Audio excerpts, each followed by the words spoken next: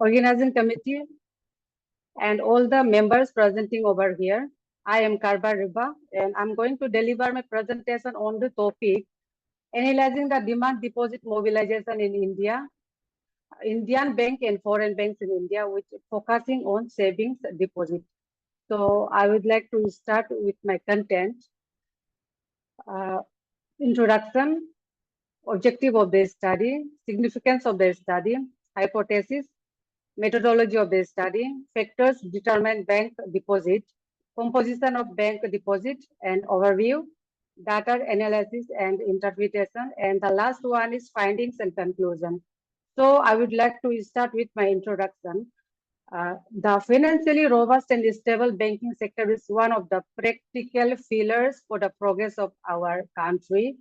Uh, as we all know that the banking sector plays a very important role in the growth and development of any economy, without which it is very difficult for the economy to carry out their developmental activities. Okay, so source to mobilize deposits there are actually two types of sources from which bank can mobilize their funds. First one is interbank deposits, and the next one is deposit raised from the general public. Interbank deposit are those deposits in which one bank deposit their funds to the another bank, which is known as interbank deposit. And this general public deposit is like the deposit which is collected from their own customers. Okay, so bank deposit is basically divided into two parts, that is time and demand deposit.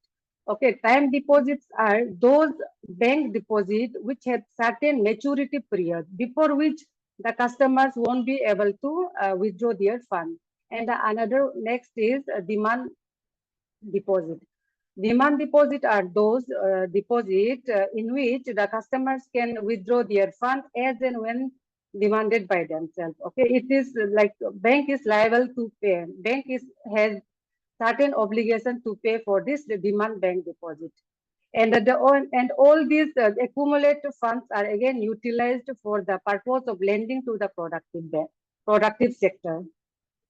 Now, next is the main objective of this study is to examine the level of saving deposit in Indian and foreign banks in India, which is operating in India.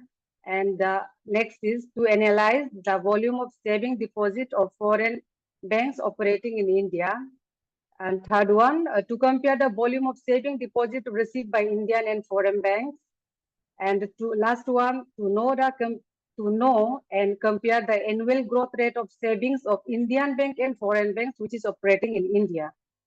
So next is the significance of this study is deposits are the main source of finance to the bank, without which bank will not be able to run their day-to-day activities, and it will be very difficult for the banks to carry out their operational activities, and it will be very difficult for the bank to lend to their customers.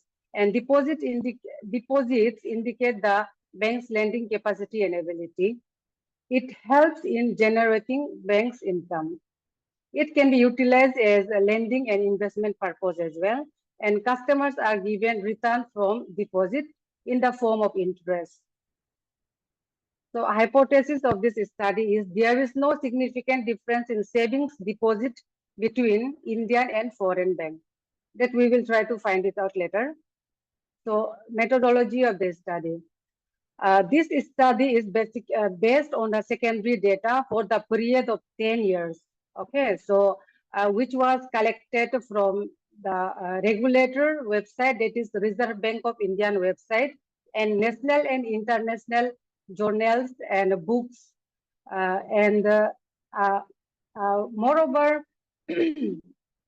certain methods have been used for the interpretation of our data, that is tabulation data, charts method, graphical representation, and percentage method has been used for the interpretation of this data.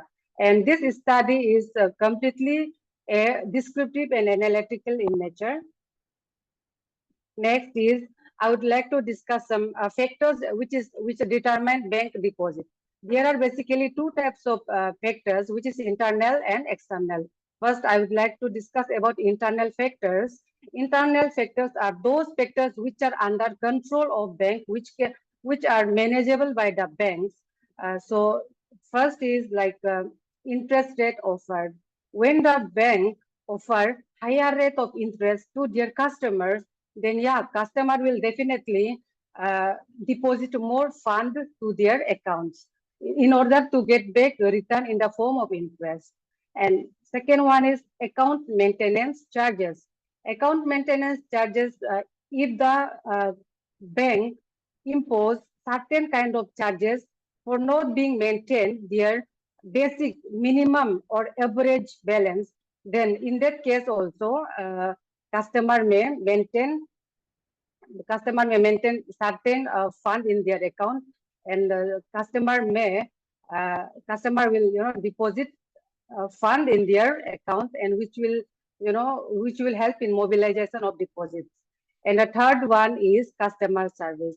When the bank customer service is good and the customer is delighted with their customer service, then yes, every customer will come to the banks because of their customer service, and yeah, they will definitely deposit a fund into their account, whether it is savings account or current account, whatever it is.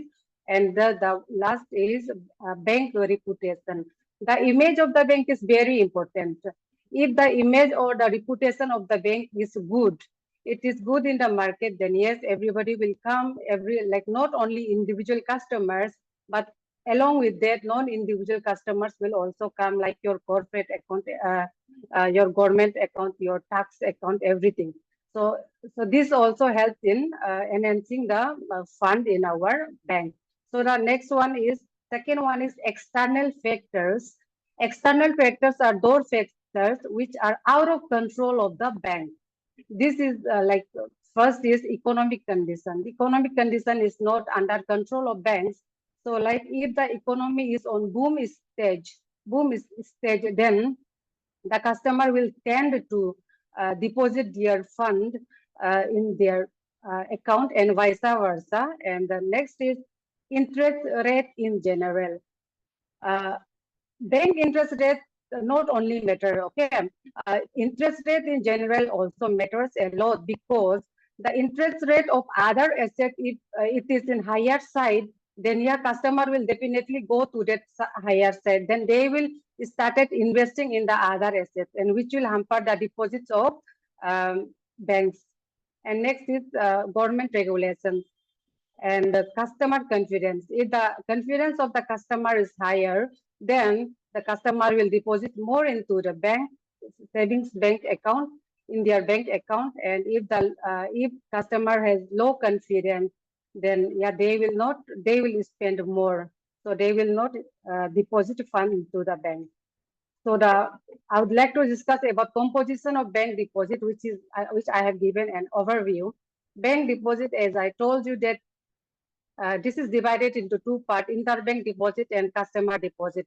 Interbank deposit are those deposits which are in where the one bank deposit their fund to the another bank, and customer deposits are those which we collect, which we receive deposit from our own customers. So customers deposits are divided into two parts: demand deposit and time deposit. Demand deposit has under demand deposit,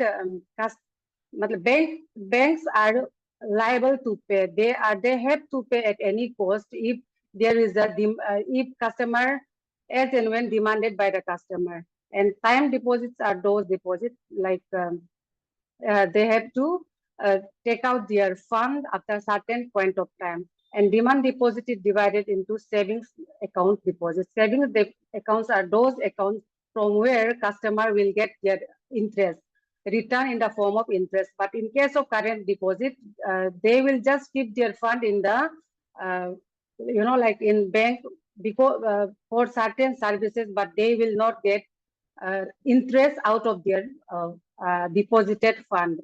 And time deposit also divided into two types: the fixed deposit and recurring deposit.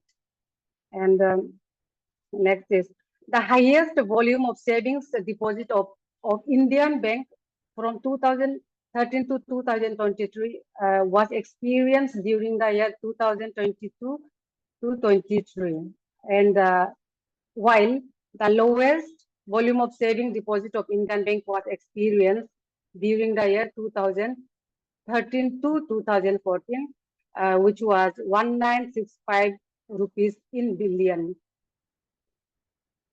And the highest volume of savings deposit. Now come to this chart, we will just compare the the volume of savings deposit of Indian bank is higher as compared to the foreign bank from 2013 to 2023.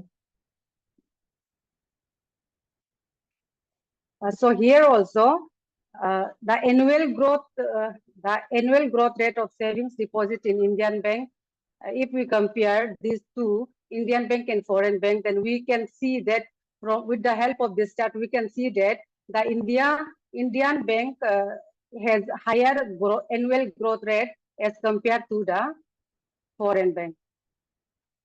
So these are the findings and conclusion I would like to say.